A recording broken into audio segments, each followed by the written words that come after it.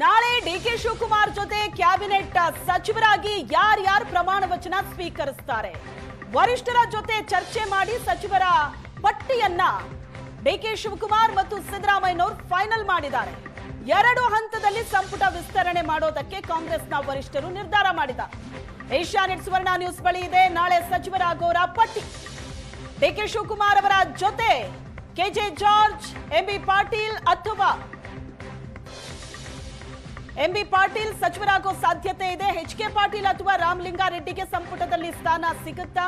ಕೃಷ್ಣ ಬೈರೇಗೌಡ, ಪ್ರಿಯಾಂಕ್ ಖರ್ಗೆ, ಸಂತೋಷ್ ಲಾಡ್ಗೆ ಸಚಿವ ಸ್ಥಾನ ಸಿಗುತ್ತಾ? ಮುಸ್ಲಿಂ ಕೋಟಾದಿಂದ ಯುಟಿ ಖಾದರ್ ಅಥವಾ ಜಮೀರ್ಗೆ ಚಾನ್ಸ್ ಸಿಗಬಹುದು.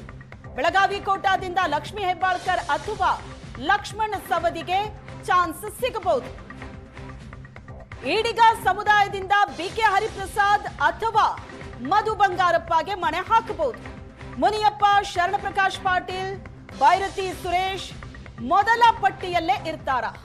ನಾಳೆ ಡಿಕೆ ಶಿವಕುಮಾರ್ ಅವರ ಜೊತೆ ಸುಮಾರು 10 ರಿಂದ 12 ಸಚಿವರು ಪ್ರಮಾಣ ವಚನ ಸ್ವೀಕರಿಸೋ ಸಾಧ್ಯತೆ ಇದೆ.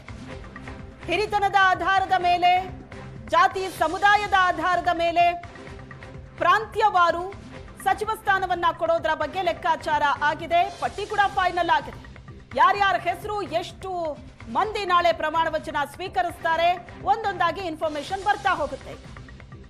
2 ಹಂತದಲ್ಲಿ ಸಂಪುಟ ವಿಸ್ತರಣೆ ಮಾಡೋದಕ್ಕೆ ಕಾಂಗ್ರೆಸ್ನ ಹೈಕಮಾಂಡ್ ನಿರ್ಧಾರ ಮಾಡಿರೋದು. ಮೊದಲ ಹಂತದಲ್ಲಿ 10 ರಿಂದ 12 ಮಂದಿ ಸಚಿವರು ಪ್ರಮಾಣ ವಚನ ಸ್ವೀಕರಿಸುತ್ತಾರೆ. ರಾಜ್ಯಸಭೆ ಪರಿಷತ್ನ ಚುನಾವಣೆ ನಂತರ ಮತ್ತೊಂದು ಸುತ್ತಿನ ಸಂಪುಟ ವಿಸ್ತರಣೆ ನಡೆಯುತ್ತೆ.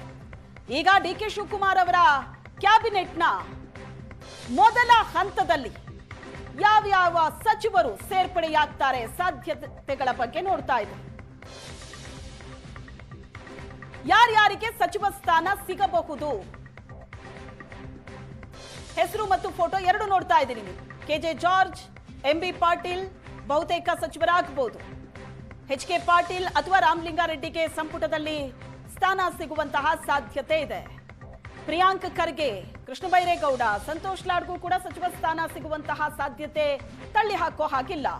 ಮುಸ್ಲಿಂ ಕೋಟಾದಿಂದ ಒಬ್ರಿಗಂತೂ ಪಕ್ಕ, ಅದು ಯುಟಿ ಖಾದರ್ ಸಿಗತ್ತಾ ಅಥವಾ ಜಮೀರ್ಗೆ ಚಾನ್ಸ್ ಕೊಡ್ಲಾಗತ್ತಾ? ಯಾಕಂದ್ರೆ ಜಮೀರ್ ಆಡಿಯೋ ಪ್ರಕರಣ ಅನ್ನೋದು ಬಹಳ ಜೋರಾಗಿ ಸದ್ದು ಮಾಡ್ತಾ ಇದೆ. ಹೈಕಮಾಂಡ್ಗೂ ಕೂಡ ದೂರುಗಳು ಹೋಗಿದೆ.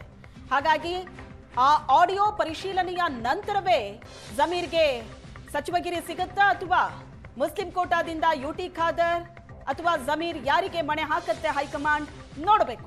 ಬೆಳಗಾವಿ ಕೋಟಾದಿಂದ ಲಕ್ಷ್ಮೀ ಹೆಬ್ಬಾಳ್ಕರ್ ಅಥವಾ ಲಕ್ಷ್ಮಣ್ ಸವದಿ. ಸಿದ್ದರಾಮಯ್ಯನವರ ಸಂಪುಟದಲ್ಲಿ ಲಕ್ಷ್ಮೀ ಹೆಬ್ಬಾಳ್ಕರ್ ಸಚಿವೆಯಾಗಿ ಕಾರ್ಯನಿರ್ವಹಿಸಿದ್ದಾರೆ. ಲಕ್ಷ್ಮೀ ಹೆಬ್ಬಾಳ್ಕರ್ ಈ ಹಿಂದೆ ಹೇಳಿಕೆಯನ್ನ ಕೊಡುವಾಗ್ಲೂ ಹೇಳಿದ್ರು, ಲಕ್ಷ್ಮಣ್ ಸವದಿ ಕುಟುಂಬ ನನಗೆ ಬಹಳ ಆಪ್ತರಾಗಿದ್ದಾರೆ, ಅವರಿಗೂ ಈ ಬಾರಿ ಸಚಿವ ಸ್ಥಾನ ಸಿಗಬೇಕು ಅಂತ.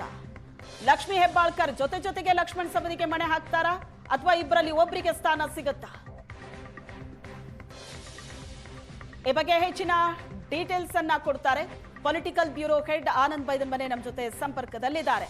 ಆನಂದ್, ಈಗ ಸಂಪುಟ ಫೈನಲ್ ಆಗಿದೆ, ಆ ಲಿಸ್ಟ್ ಕೂಡ ರೆಡಿ ಆಗಿದೆ. ಸೊ ಯಾರ್ಯಾರ ಹೆಸರಿರ್ಬೋದು, ಎಷ್ಟು ಜನ ಪ್ರಮಾಣ ವಚನ ಸ್ವೀಕರಿಸಬಹುದು ನಾಳೆ ಅನ್ನೋದು ಕುತೂಹಲ. ಒಂದಷ್ಟು ಹೆಸರುಗಳೀಗ ಓಡಾಡ್ತಾ ಇದೆ, ಸಂಭಾವ್ಯ ಸಚಿವರು ಇವರಿಗೆ ಸ್ಥಾನ ಸಿಗಬಹುದು ಅಂತ. ಈ ಲೆಕ್ಕಾಚಾರ ನೋಡ್ತಾ ಇದ್ರೆ ಹಿರಿತನದ ಆಧಾರದ ಮೇಲೆ, ಜೊತೆಗೆ ಸಮುದಾಯ, ಪ್ರಾಂತ್ಯವಾರು ಇವೆಲ್ಲವನ್ನ ಪರಿಗಣಿಸಿ ಹೈಕಮಾಂಡ್ ಒಂದು ಲಿಸ್ಟ್ ಅನ್ನಂತೂ ರೆಡಿ ಮಾಡಿರುತ್ತೆ. ಬಹುತೇಕ ಯಾರ್ಯಾರಿಗೆ ಸ್ಥಾನ ಸಿಗಬಹುದು ಅನ್ಸುತ್ತೆ? ಈಗ ತಾನೇ 2 ತಾಸುಗಳ ಕಾಲ ನಡೆದಂಥ ಉನ್ನತ ಮಟ್ಟದ ಸಭೆಯ ಬಳಿಕ ಮಲ್ಲಿಕಾರ್ಜುನ್ ಖರ್ಗೆ ಅವರ ನಿವಾಸದಿಂದ ನಾಯಕರೆಲ್ಲರೂ ಕೂಡ ಹೊರಗಡೆ ಬಂದಿದ್ದಾರೆ. ಈಗ ಬರ್ತಾ ಇರುವಂಥ ಮಾಹಿತಿಯ ಪ್ರಕಾರ ಹಿರಿಯ ಸಚಿವರುಗಳು, ಅಂದರೆ ಕಳೆದ ಬಾರಿ ಸಚಿವ ಸಂಪುಟದಲ್ಲಿದ್ದಂಥ ಬಹುತೇಕ ಹಿರಿಯರೇ ಈ ಬಾರಿಯೂ ಕೂಡ ಮೊದಲ ಹಂತದಲ್ಲಿ ಸಚಿವರಾಗ್ತಕ್ಕಂಥದ್ದು ಖಚಿತ ಆಗಿದೆ. ಈಗ ಬರ್ತಾ ಇರುವಂಥ ಮಾಹಿತಿ ಪ್ರಕಾರ ಎಂಬಿ ಪಾಟೀಲ್, ಕೆಜೆ ಜಾರ್ಜ್ ಹೀಗೆ ಮೊದಲ ಹಂತದಲ್ಲಿ ಅವಕಾಶಗಳು ಲಭ್ಯ ಆಗ್ತಾ ಇದೆ. ಸತೀಶ್ ಜಾರಕಿಹೊಳಿಯೂ ಕೂಡ ಮೊದಲ ಹಂತದಲ್ಲಿ ಅವಕಾಶಗಳು ಸಿಗ್ತಾ ಇದೆ ಅಂತಕ್ಕಂಥ ಮಾಹಿತಿಗಳು ಕೂಡ ಲಭ್ಯ ಆಗಿದೆ. ಆದರೆ ಬೇರೆ ಬೇರೆ ಸಮುದಾಯದಲ್ಲಿ 2 ಹೆಸರುಗಳನ್ನು ಫೈನಲ್ ಮಾಡಲಾಗಿದ್ದು ಯಾರಿಗೆ ಚಾನ್ಸ್ ಸಿಗುತ್ತೆ ಅನ್ನೋದನ್ನು ಕಾದು ನೋಡಬೇಕು. ಯಾಕೆಂತಂದ್ರೆ ಒಂದು ಕಡೆ ಮಧು ಬಂಗಾರಪ್ಪ, ಹರಿಪ್ರಸಾದ್ ಅವರ ಹೆಸರು ಚರ್ಚೆ ಆಗ್ತಾ ಇದೆ. ಇನ್ನೊಂದು ಕಡೆ ಕೃಷ್ಣ ಬೈರೇಗೌಡ, ಪ್ರಿಯಾಂಕ್ ಖರ್ಗೆ, ಸಂತೋಷ್ ಲಾಡ್ ಅವರ ಹೆಸರುಗಳು ಕೂಡ ಮುಂಚೂಣಿಯಲ್ಲಿದೆ. ಇವರ ಹೆಸರು ಬಹುತೇಕ ಫೈನಲ್ ಆಗ್ತಕ್ಕಂಥ ಸಾಧ್ಯತೆಗಳು ಕೂಡ ಇದೆ. ಮತ್ತು ಈಗ ಬೆಳಗಾವಿಯಿಂದ ಲಕ್ಷ್ಮೀ ಹೆಬ್ಬಾಳ್ಕರ್ ಇಲ್ಲವೇ ಲಕ್ಷ್ಮಣ್ ಸವದಿ ಅವರ ಇಬ್ಬರ ಹೆಸರುಗಳನ್ನು ಫೈನಲ್ ಮಾಡಲಾಗಿದ್ದು ಅವರಲ್ಲಿ ಯಾರಿಗೆ ಅವಕಾಶ ಅಂತಕ್ಕಂಥ ಸಹಜವಾದಂಥ ಕುತೂಹಲ ಇದೆ. ಬರ್ತಾ ಇರುವಂಥ ಮಾಹಿತಿಯ ಪ್ರಕಾರ ಲಕ್ಷ್ಮಣ್ ಸವದಿ ಅವರು ಮೊದಲ ಹಂತದಲ್ಲಿ ಜವಾಬ್ದಾರಿಯನ್ನು ತೆಗೆದುಕೊಳ್ತಾರೆ ಅನ್ನುವಂಥ ಮಾಹಿತಿಗಳು ಕೂಡ ಈಗ ಸಿಗ್ತಾ ಇದೆ. ಸತೀಶ್ ಜಾರಕಿಹೊಳಿ ಜೊತೆ ಲಕ್ಷ್ಮಣ್ ಸವದಿಗೆ ಅವಕಾಶಗಳು ಸಿಗಬಹುದು ಅನ್ನುವಂಥ ಮಾಹಿತಿಗಳು ಬರ್ತಾ ಇದೆ. ಆದರೆ ಇನ್ನಷ್ಟೇ ಹೈಕಮಾಂಡ್ ಅದನ್ನು ಕನ್ಫರ್ಮ್ ಮಾಡಬೇಕಾಗಿದೆ. ಇದರ ಬೆನ್ನಲ್ಲೇ ಈಡಿಗ ಸಮುದಾಯದಿಂದ BK ಹರಿಪ್ರಸಾದ್ ಮತ್ತು ಮಧು ಬಂಗಾರಪ್ಪರ ಹೆಸರನ್ನು ಫೈನಲ್ ಮಾಡಲಾಗಿದ್ದು, ಅಂತಿಮವಾಗಿ ಈಗ ನಡೆದಿರ್ತಕ್ಕಂಥ ಸಭೆಯ ಬಳಿಕ ಆ ಪಟ್ಟಿಯನ್ನು ಅಖೈರು ಮಾಡಲಾಗಿದ್ದು, ಆ ಪಟ್ಟಿಯಲ್ಲಿ ಈಗ ಅಂತಿಮವಾಗಿ ಯಾರು ಸ್ಥಾನವನ್ನು ಪಡ್ಕೊಂಡಿದ್ದಾರೆ ಅಂತಕ್ಕಂಥ ಮಾಹಿತಿ ನಿರೀಕ್ಷೆ ಮಾಡಬೇಕಾಗಿದೆ. ಬಹುತೇಕ 2 ಹೆಸರುಗಳ ಪೈಕಿ ಒಬ್ಬರನ್ನ ಕೈಬಿಟ್ಟು ಮತ್ತೊಬ್ಬರಿಗೆ ಅವಕಾಶ ಕೊಡ್ತಕ್ಕಂಥದ್ದು ಖಚಿತ ಆಗಿದೆ. ಮುನಿಯಪ್ಪ, ಶರಣಪ್ರಕಾಶ್ ಪಾಟೀಲ್ ಮತ್ತು ಬೈರೇಸಿ ಸುರೇಶ್ ಅವರು ಮೊದಲ ಪಟ್ಟಿಯಲ್ಲಿ ಸ್ಥಾನವನ್ನು ಪಡ್ಕೊಳ್ತಾ ಇದ್ದಾರೆ ಅಂತಕ್ಕಂಥ ಮಾಹಿತಿಗಳು ಕೂಡ ಇದೆ. ಯಾಕಂದರೆ ದಲಿತ ಎಡ ಸಮುದಾಯಕ್ಕೆ ಸೇರಿರ್ತಕ್ಕಂಥ ಮುನಿಯಪ್ಪ ಮತ್ತು ಮಲ್ಲಿಕಾರ್ಜುನ ಖರ್ಗೆ ಅವರಿಗೆ ಅತ್ಯಂತ ಆಪ್ತರಾಗಿರ್ತಕ್ಕಂಥ ಶರಣಪ್ರಕಾಶ್ ಪಾಟೀಲ್ ಮತ್ತು ಮುಖ್ಯವಾಗಿ ಬೈರತಿ ಸುರೇಶ್ ಸಿದ್ದರಾಮಯ್ಯವರಿಗೆ ಅತ್ಯಂತ ಆಪ್ತರಾಗಿರ್ತಕ್ಕದ್ದು ಇವರನ್ನು ಮೊದಲ ಪಟ್ಟಿಯಲ್ಲಿ ಅಖೈರು ಮಾಡಲಾಗಿದೆ ಅನ್ನೋಂಥ ಮಾಹಿತಿಗಳು ಲಭ್ಯ ಆಗ್ತಾ ಇದೆ. ಒಟ್ಟು 10 ರಿಂದ 12 ಮಂದಿ ಮೊದಲ ಪಟ್ಟಿಯಲ್ಲಿ ಸ್ಥಾನವನ್ನು ಪಡ್ಕೊಂಡಿದ್ದು, ಅಧಿಕೃತವಾಗಿ ಈಗಾಗಲೇ ಈಗ ರಾಹುಲ್ ಗಾಂಧಿ, ಮಲ್ಲಿಕಾರ್ಜುನ ಖರ್ಗೆ ಸೇರಿದಾಗೆ ಪ್ರಮುಖ ನಾಯಕರು ಭಾಗಿಯಾಗಿದ್ದಂಥ ಸಭೆಯಲ್ಲಿ ಈ ಒಂದು ಪಟ್ಟಿಯನ್ನು ಫೈನಲ್ ಮಾಡಲಾಗಿದೆ. ಕೊನೆಯ ಕೆಲವೊಂದಷ್ಟು ಬದಲಾವಣೆಗಳೊಂದಿಗೆ ಇನ್ನು ಕೆಲವೇ ನಿಮಿಷಗಳಲ್ಲಿ ಪಟ್ಟಿ ಬಿಡುಗಡೆ ಆಗುತ್ತೆ ಅನ್ನುವಂಥ ಮಾಹಿತಿಗಳು ಕೂಡ ಇದೆ. 2 ಹಂತದಲ್ಲಿ ಸಚಿವ ಸಂಪುಟವನ್ನು ರಚನೆ ಮಾಡಬೇಕು ಅಂತಕ್ಕ ನಿರ್ಧಾರವನ್ನು ಈಗಾಗಲೇ ಹೈಕಮಾಂಡ್ ತೆಗೆದುಕೊಂಡಿದ್ದು, UT ಖಾದರ್ ಅವರಿಗೆ ಕೂಡ ಅವಕಾಶವನ್ನು ಕೊಡಬೇಕು ಅನ್ನೋ ನಿರ್ಧಾರವನ್ನು ಕೂಡ ಮಾಡಲಾಗಿದೆ. ಹಾಗಾಗಿ UT ಖಾದರ್ ಇವತ್ತು ವಿಧಾನಸಭೆಯ ಸಚಿವಾಲಯದ ಸಿಬ್ಬಂದಿಗಳಿಗೆ, ಅಧಿಕಾರಿಗಳಿಗೆ ಭೋಜನ ಕೂಟವನ್ನು ಕೂಡ ಆಯೋಜನೆ ಮಾಡಿದರೆ, ಇಂದು ಸಂಜೆ ನಡೀತಕ್ಕಂಥ ಭೋಜನ ಕೂಟದ ಬಳಿಕ ಅವರು ಅಧಿಕೃತವಾಗಿ ರಾಜೀನಾಮೆಯನ್ನು ಸಲ್ಲಿಸಲಿದ್ದಾರೆ ಅಂತಕ್ಕಂಥ ಮಾಹಿತಿಗಳು ಕೂಡ ಇದೆ. ಹಾಗಾಗಿ UT ಖಾದರ್ ಅವರು ಅಂದರೆ ಸಭಾಧ್ಯಕ್ಷ ಸ್ಥಾನವನ್ನು ಬಿಟ್ಟು ಸಂಪುಟದ ಒಳಗಡೆ ಬರ್ತಕ್ಕಂಥ ಬಹುತೇಕ ಖಚಿತ ಆಗಿದೆ. ಕಳೆದ ಬಾರಿ ಸ್ಪೀಕರ್ ಸ್ಥಾನವನ್ನು ಒಪ್ಪುವ ಸಂದರ್ಭದಲ್ಲಿ ಅವರಿಗೊಂದು ಭರವಸೆ ಕೊಡಲಾಗಿತ್ತು. ನಂತರದ ಪುನಾರಚನೆ ಸಂದರ್ಭದಲ್ಲಿ ನಿಮ್ಗೆ ಅವಕಾಶವನ್ನು ಕೊಡ್ತೇವೆ ಅಂತಕ್ಕಂಥ ಮಾತನ್ನು ಕೂಡ ಹೇಳಲಾಗಿತ್ತು. ಆ ಒಂದು ಮಾತನ್ನು ಹೈಕಮಾಂಡ್ ಉಳಿಸಿಕೊಂಡಿದೆ ಅನ್ನುವಂಥ ಮಾಹಿತಿಗಳು ಈಗ ಲಭ್ಯ ಆಗ್ತಾ ಇದೆ. UT ಖಾದರ್ ವಿಧಾನಸಭೆಯ ಅಧ್ಯಕ್ಷ ಸ್ಥಾನವನ್ನು ಬಿಟ್ಟು ಅವರು ಸಂಪುಟದ ಒಳಗಡೆ ಸ್ಥಾನವನ್ನು ಪಡ್ಕೊಳ್ತಾ ಇದ್ದಾರೆ. ಹಾಗಾಗಿ 10 ರಿಂದ 12 ಜನ ಈಗ ಸ್ಥಾನ ಪಡ್ಕೊಳ್ತಕ್ಕಂಥ ಬಹು ಖಚಿತ ಆಗಿದ್ದು, ಅಂತಿಮವಾಗಿರ್ತಕ್ಕಂಥ ಪಟ್ಟಿಯನ್ನು ಇನ್ನು ಕೆಲವೇ ನಿಮಿಷಗಳಲ್ಲಿ ಅದನ್ನು ಬಹಿರಂಗಪಡಿಸಲಿಕ್ಕೆ ಕಾಂಗ್ರೆಸ್ ನಾಯಕತ್ವ ನಿರ್ಧಾರ ಮಾಡಿದೆ ಅಂತಕ್ಕಂಥ ಮಾಹಿತಿಗಳು ಲಭ್ಯ ಆಗ್ತಾ ಇದೆ.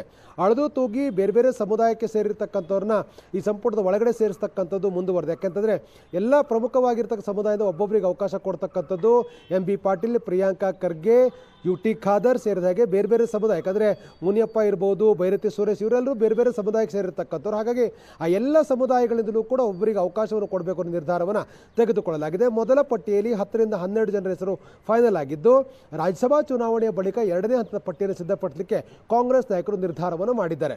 ಹಾಗಾಗಿ 2ನೇ ಪಟ್ಟಿಯಲ್ಲಿ ಯಾರ್ಯಾರಿಗೆ ಅವಕಾಶ ಆಗುತ್ತೆ, ಮೊದಲ ಬಾರಿ ಗೆದ್ದಿದ್ರಿಗೆ ಅವಕಾಶ ಆಗುತ್ತಾ ಅಥವಾ 3-4 ಬಾರಿ ಗೆದ್ದಿರ್ತಕ್ಕಂಥವ್ರಿಗೆ ಅವಕಾಶವನ್ನು ಮಾಡಿಕೊಡ್ಲಾಗತ್ತಾ, ಇವೆಲ್ಲದರ ಬಗ್ಗೆಯೂ ಕೂಡ ಇವತ್ತು ನಡೆದಿರ್ತಕ್ಕಂಥ ಸಭೆಯಲ್ಲಿ ಒಂದು ಪ್ರಾಥಮಿಕವಾಗಿರ್ತಕ್ಕ ಚರ್ಚೆಗಳು ಆಗಿದೆ.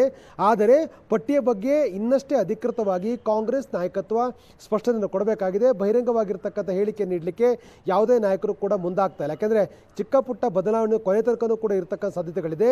ಏನೇ ಆದರೂ ಕೂಡ ಇವತ್ತು ರಾತ್ರಿ ಒಳಗಡೆ ಪಟ್ಟಿ ಅಖೈರಾಗುತ್ತೆ. ನಾಳೆ 4:05 ಮುಖ್ಯಮಂತ್ರಿ ಆಗ್ತಕ್ಕಂಥ DK ಶಿವಕುಮಾರ್ ಜೊತೆ 10 ರಿಂದ 12 ಜನ ಸಚಿವರುಗಳು ಪ್ರಮಾಣ ವಚನ ಸ್ವೀಕಾರ ಮಾಡ್ತಾರೆ ಅಂತಕ್ಕಂಥ ಮಾಹಿತಿಗಳು ಲಭ್ಯ ಆಗ್ತಾ ಇದೆ. Okay, thank you Anand Mila ಡೀಟೇಲ್ಸ್ಗೆ.